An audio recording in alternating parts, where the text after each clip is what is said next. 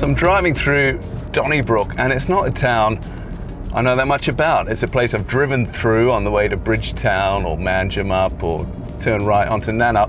I know there's a very good op shop here, there's a good playground, but the main thing that will come to mind as you're driving through Donnybrook is apples. And apples are everywhere here. There's some almost slightly disturbing apple-headed creatures and statues on every street corner. There are large apples strung from the street lights. The bakery is the Big Apple Bakery. We'll get to the apples shortly, but first, we're starting somewhere a little off the track.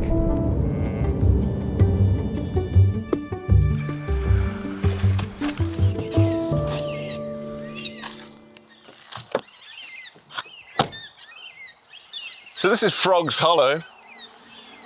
We're about 15 minutes out of Donnybrook, and I don't really know anything about Frog's Hollow, what to expect, other than it's become a bit of a tourist spot. As you can see, it's a kind of shrine to our amphibian friends, and I would say quite a lot of work has gone into it. It's hard to know where it all started, who laid the first frog. I do feel like we should have brought a frog to leave in tribute to whoever the god of amphibians is. There's some slightly scary kind of totem-style spooky frogs, some slightly artistic frogs. I think this might be the highest frog that I found here this morning.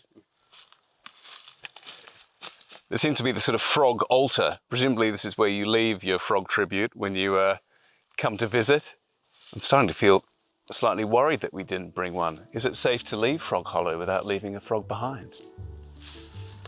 It's just such a strange place, but there's a beauty to it, a sweetness. There's a lot of love that's gone into this place.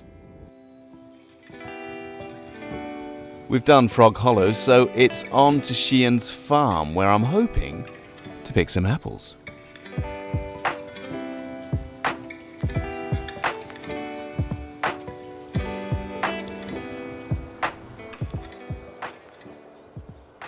Hi Tom, I'm Mike.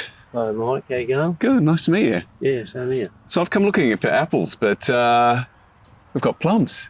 Yeah, well you're a week late, Mike, for the apples. A week late for the Finished apples. last week, but we got plenty of plums. So how do we do that? So do I grab a basket and do we... Yeah, well what we'll do is I'll give you a bag, take as long as you like, eat as many as you like.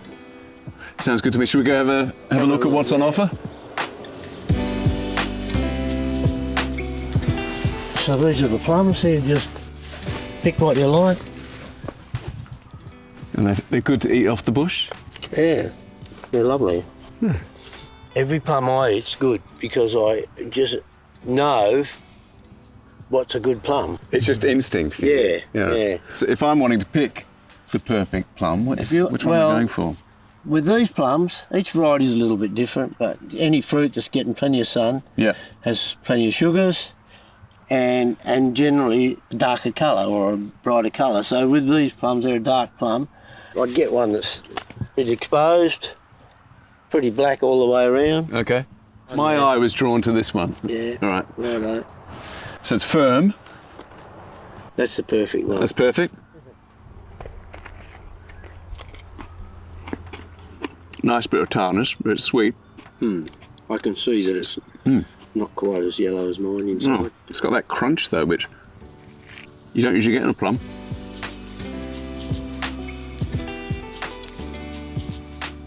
So you come through with the machines first, you take off a layer of fruit that goes out into market. What happens to all the fruit that's left behind? I mean, what are people doing with the plums? A black market and plum wine going on? Not that I know of, no. Yeah. Could be a gap in the market. Could be, yeah. Well, can't really come all this way without picking some fruit. Tom's given me a box and he's given me a bit of advice. Apparently this is the side that gets all the afternoon sun, so you're likely to get some sweeter plums here. So I'm going to go, that's probably got a bit of sun, it's dark. And Tom did tell me to fill the box, but I reckon that's more than enough. So if people are wanting to come down, pick themselves a plum or a pink lady, what's the best way to find you? I don't know. Our Facebook page is probably the best way to be up to date with it. That way you can let people know what's in season. That's right, yeah. We're third generation, Yeah, you so said, we're all kids here. That's great. Yeah, there's plenty of grandkids around. That's great. We'll have to bring the kids along here and get them to pick some fruit. Yeah.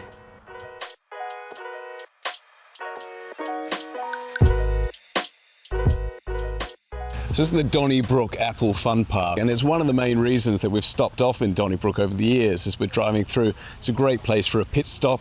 The kids can play happily here for hours. I would say as a parent, I've developed a bit of a phobia of playgrounds because you turn up to them and 5 minutes later the kids are bored, or you spend the entire time pushing them on a swing. This is one of those rare playgrounds where the kids are actually going to keep themselves entertained for a good hour or so. It's not just the fast cars. We've got the hamster wheel just behind me, which I've tried out myself, and I don't recommend it to anyone above 5 foot. There's a zip wire, there's this fantastic worm tunnel, just never-ending activities that are actually going to keep the kids active, which is exactly what you need if they've been in the car for a couple of hours. Donnybrook has a long, if distant, history as a hotspot for gold diggers, so I'm headed to meet a man to see if we can still find a speck or two of gold. So this mine was open 1899, 1903. It's only 4 years, so it's quite short-lived. Sure. I'd never actually heard of the Donnybrook Gold Rush before. Was the whole thing over quite quickly? It was over really quickly. All right, well, should we go try to find some? Yeah, we'll go up the hill and try and find some. Excellent. Other mine. Where we are, Andrew's just grabbing something from the van. I'm not entirely sure what happens next. This is the entrance to one of the old mines, and it's got a slightly ominous feel to it. I'm not actually sure how much further I want to go in. So this is where they crawled into, this tiny space. Yeah, this is the original mine workings. There's a bit of dry rot in the timbers, but they are 120 years old, so they're standing up pretty well. Pretty impressive. Yeah. All right, let's go somewhere more open. So are we going to find some gold today? We're going to try, yeah. We won't find that much. We might find a few little specks. All right, I'll keep my expectation low. I think I'm familiar with that bit of equipment. Yep.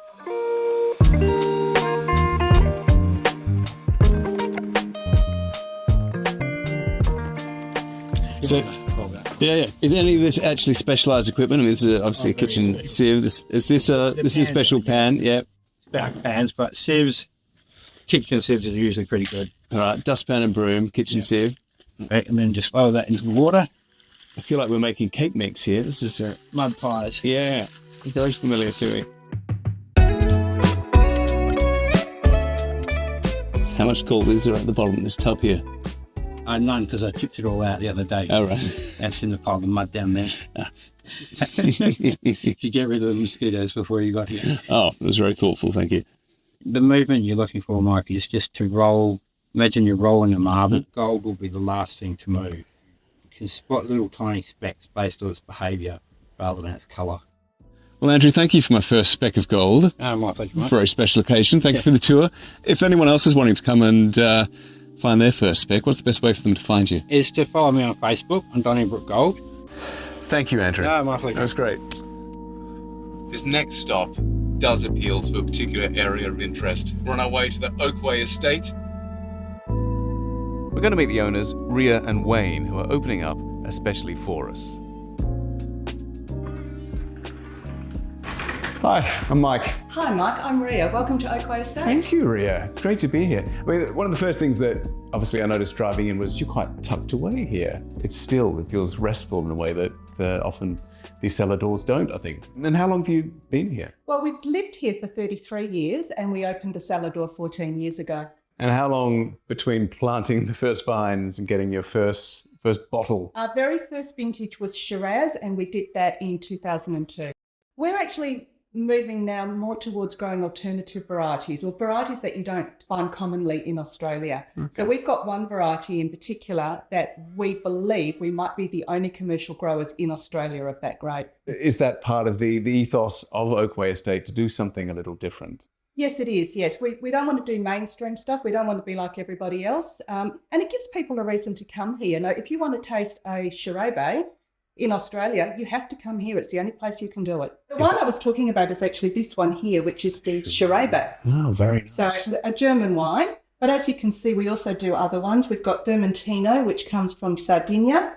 And we do a Rosato made from Nero d'Avola. So we also do it as a red table wine, and that grape comes from Sicily. Okay. So you can literally do a tour around Europe right here at Oakway Estate, and it only takes you a few hours from Perth. So I've been promised a tour of Europe via your unique selection of grapes. Which one would you suggest I start with? So this one here is Vermentino, a Sardinian grape, a wine that you can pair with food, particularly seafood, or otherwise you can just sit and have a glass and enjoy the ambience of the outside view. This is the second one, our Shiraz. So I think Rhea mentioned this one to you. You're going to get a little bit more floral on the nose and a bit more fruit. So it's a gold medal and an award for the best other white wine in the state. Very happy with that. So you got a medal on the first attempt? On the first attempt, yeah. And over your shoulder, I notice you've got 3 craft beer on tap. Is that a new introduction? About 3 years ago, Okay. we introduced the craft beer. And are they made on site? They are, yeah. We're very small, 50-litre batches. Okay. We have the 3 taps, so we rotate around different beers at different times. I'm sitting just here waiting for some lunch, and I'm admiring this lemon eucalyptus here. There's a photo inside from 1964 that shows the tree as a tiny sapling. And since then, like the rest of this place, it's certainly grown. Thank you, Rhea. That's a beetroot and feta pizza. Enjoy. Thank you. One of my favourite things about visiting any country town is the op shop, and the community op shops are generally the best. Community op shops don't come any bigger than this. It's a massive blue warehouse of the most amazing and random bric-a-brac. There's everything from furniture, crockery, slightly demonic kids' toys, to a surprising range of BBC VHS tapes from the 1990s. Unfortunately, today it's closed because it's too bloody hot.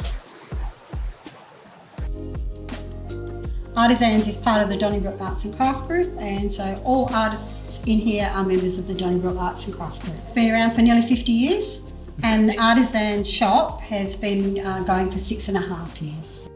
There really is something here for everyone and anyone who's even remotely arty, and it's a great way to connect with a really powerful local community. So Donnybrook is a small town of hidden depth. I don't think I've ever really stopped off here for more than a quick visit to the op shop before, but there's plenty more to discover. We've found porcelain frogs in their little mystical hollow, we've picked fresh plums, and we've been up a mountain in search of gold. So if you're after a bit of artiness from the Artisans shop, or just looking to set out on an adventure, there's something to be found here in Donnybrook.